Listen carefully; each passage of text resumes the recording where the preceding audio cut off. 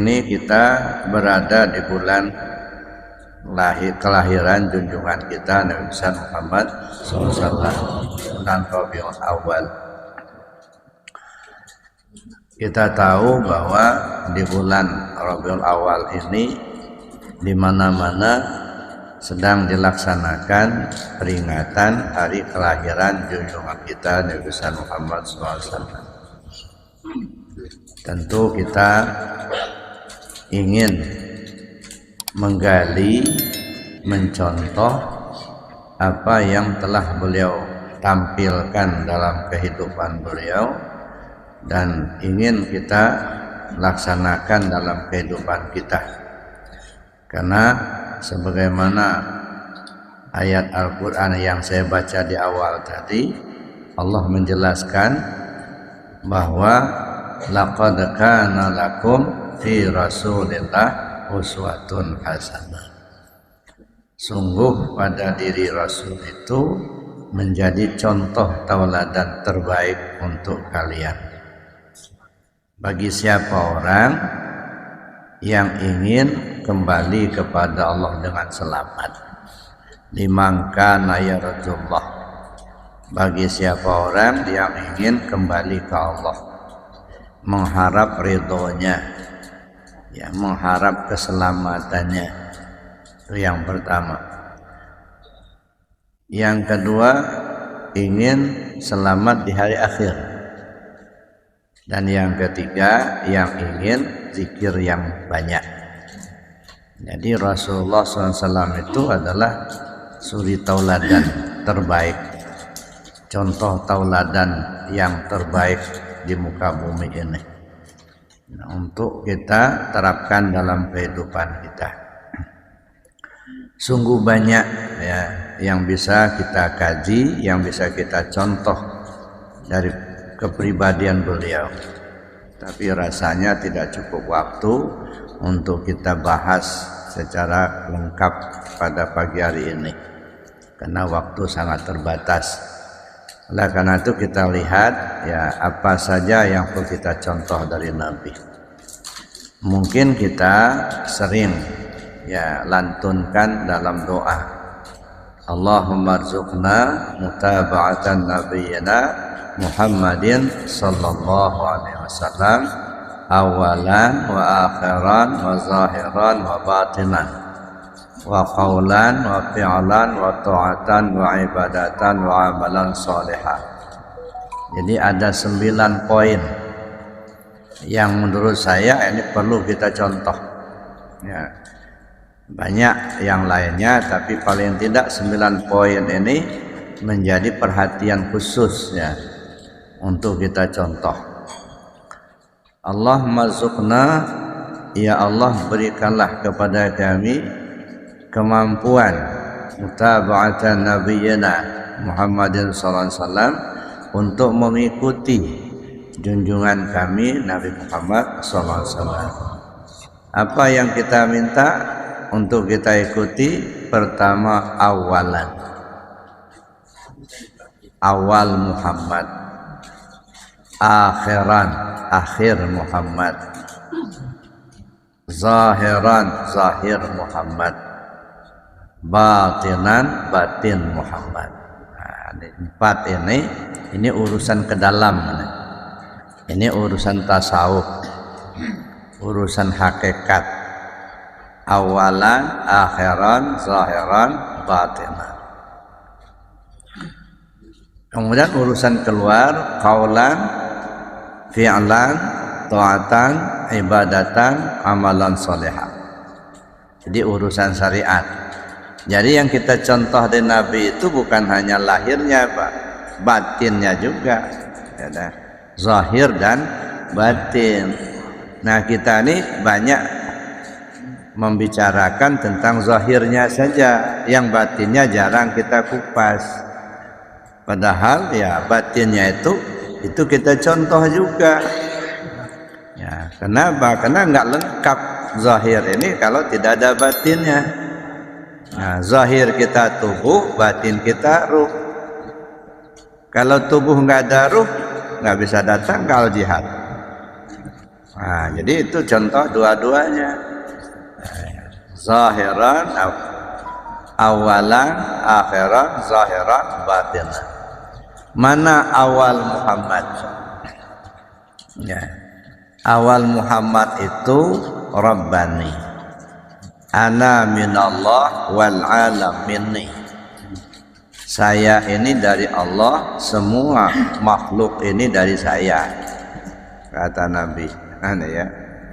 Nah, ini kita contoh bagaimana beliau menerapkan awal Muhammad, Rabbani. Nah, ini kalau istilah saya, kita memahami posisi. Ya.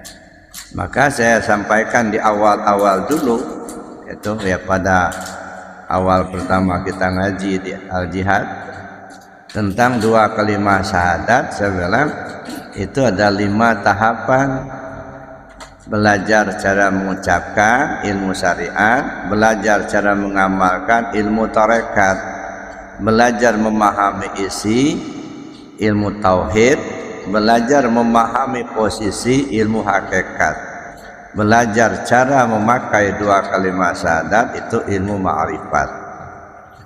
Nah, jadi ketika kita bicara awal Muhammad, mana awal Muhammad? Rabbani. Nah, bagaimana beliau memperagakan, mempraktekkan tentang awal Muhammad ini atau Rabbani ini? Kalau dalam istilah hadis itu kita sebut dengan hadis qudsi. Nah, salah satu contoh, la ilaha illallah hisni. Man qala la ilaha illallah dakhala hisni. Man dakhala hisni amina min adzabi. La ilaha illallah itu benteng aku. Siapa orang yang mengucap la ilaha illallah berarti dia masuk ke dalam bentengku. Siapa orang yang sudah berada di dalam bentengku, aman dia dari siksaanku. Yang menyampaikan kata-kata ini adalah Nabi, junjungan kita, Nabi besar Muhammad SAW. Itu yang menyampaikan. Tapi kunya itu Allah. Nah, dalam istilah hadis ini disebut hadis qudsi. Tapi ketika kita menggali ya dalam kajian hakikat, dalam kajian tasawuf, kenapa kok yang menyampaikannya Nabi, kok pengertiannya itu Allah? Di mana posisi Muhammad ketika itu? Nah, ini maka kita memahami posisi. Nah, ketika masuk dalam ranah kajian seperti itu, Muhammad sebenarnya sudah nggak ada. Yang ngomong itu Allah itulah. Ada. Ini kalau dalam kajian hakikat, ya. Syariatnya ya Nabi yang ngomong, gitu ya. Nah, tetapi pengertiannya Allah, maka kita sebut dengan hadis qudsi, gitu. Nah, tapi kenapa kok bisa begitu? Gitu. Nah, bagaimana cara beliau mempraktekkan seperti ini? Ini saya kira perlu contoh itu. Perlu kita contoh, dan banyak para ulama aulia Allah mencontohinya. Salah satunya ketika Sultan Aulia menghidupkan orang yang sudah 300 tahun meninggal. Ya, beliau menghidupkan orang yang sudah meninggal 300 tahun yang lalu hanya dengan kata-kata qum biizni, bangun dengan izinku. Yang ngomong itu Syekh Abdul Qadir, tapi kunya Allah, karena tidak ada yang menghidupkan orang mati selain Allah. Yuhyi wa yumit, Allah yang menghidupkan, Allah yang mematikan. Kalau Syekh Abdul Qadir nggak bisa menghidupkan orang mati, ya. Tapi kenapa ketika beliau ngomong kum biizni kok bisa hidup? Nah, di mana posisi Abdul Qadir ketika itu? Nah, ini yang saya katakan memahami posisi. Ini jarang kita kaji, ya. Padahal itu dicontohkan Rasul loh, dipraktekkan Nabi. Nah, kenapa kita tidak gali itu? Gimana cara mempraktekkannya? Yang kita contoh itu ya yang lahirnya saja. Itu yang banyak kita perbincangkan. Yang ke dalam lupa gitu. Padahal tubuh itu tak akan hidup Pak kalau nggak ada ruh. Ya, zahir itu tidak berarti kalau nggak ada batin. Kenapa kita berkutat di zahir tapi kita lalaikan yang di batin? Nah, nggak akan mungkin kita ketahui yang batin tanpa tasawuf. Nah, kalau begitu kira-kira belajar tasawuf itu perlu apa enggak ya? Sangat perlu. Ya. Kalau syariat tidak punya tasawuf sama aja bangkai, Pak. Ya, tubuh tak bernyawa. Ya. Zahir yang tidak berhakikat. Maka belajar tasawuf itu mutlak, Pak. Nggak bisa diabaikan. Ya. Jadi harus betul-betul kita contoh. Kalau memang kita akan mencontoh Nabi, contohlah seluruhnya. Paling tidak itu 9 poin tadi. Ada awal Muhammad Rabbani, akhir Muhammad Nurani. Mana Nur Muhammad? Dari mana asal Nur Muhammad? Kalau dalam kajian zahir batinku terbit daripada Nur Muhammad, Nur Muhammad terbit daripada Nur Zat Allah. Nah, kalau begitu kita ini pulang ke mana? Bukan pulang ke tanah, Pak. Ya. Nanti kalau pulang ke tanah diambil kawan jadi bata nanti. Memang sebahagian mengatakan dalam syariat asal tanah pulang ke tanah, asal air pulang ke air, asal angin pulang ke angin, asal api pulang ke api. Itu tubuh yang kasar. Tapi diri kita yang sebenarnya pulang ke mana? Dari Allah pulang kepada Allah. Nah, kalau kita nggak kenal Allah, kemana kita mau pulang? Nah, maka perlu kita kenali dulu. Maka saya katakan kewajiban pertama manusia hidup di dunia ini bukan beribadah, mengenal Allah. Itu kewajiban pertama. Ya, ana kanzan makhfiya fa uhibbu an u'rafa fa khalaqtul asya liya'rifuni. Saya ini kata Allah perbendaharaan yang tersembunyi. Saya senang untuk dikenali.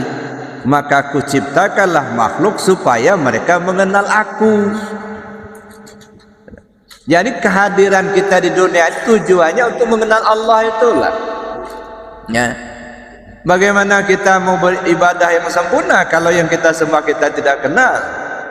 La yasihul ibadah illa bima'rifatil ma'bud. Tak sah ibadah tanpa mengenal siapa yang dia sembah.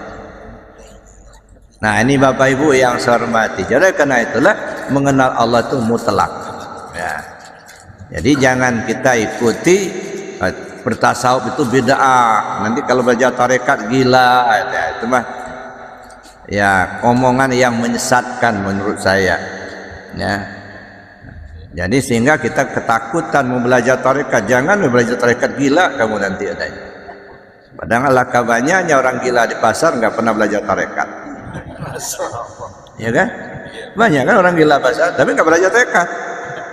Ya, kita dibohong-bohongin, Pak. Ya. Banyak orang belajar tarekat nggak ada yang gila. Kan? Jadi kita jangan sampai kita dibohong-bohongin kita. Ada yang mengatakan apa zikir Allah itu nggak ada dasarnya, nggak diajarkan Nabi. Ini omongan siapa yang begini? Ya dah. Padahal jelas-jelas Allah sudah suruh itu. Wazkur rabbaka fi nafsik. Sebut nama Tuhanmu melalui hatimu.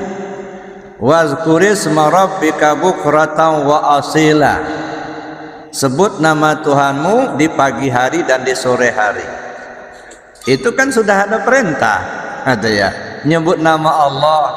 Nah, cuman ya di kita ini kadang-kadang nama tersebut tapi tak tahu siapa yang punya nama. Nah, di situ yang harus kita tingkatkan.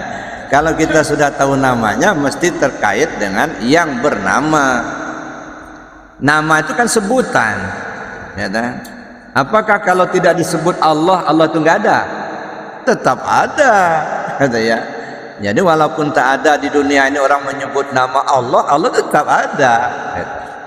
Jadi bukan adanya karena disebut, enggak. Ya. Nama itu sebutan. Nah, oleh karena itu kita perlu mengetahui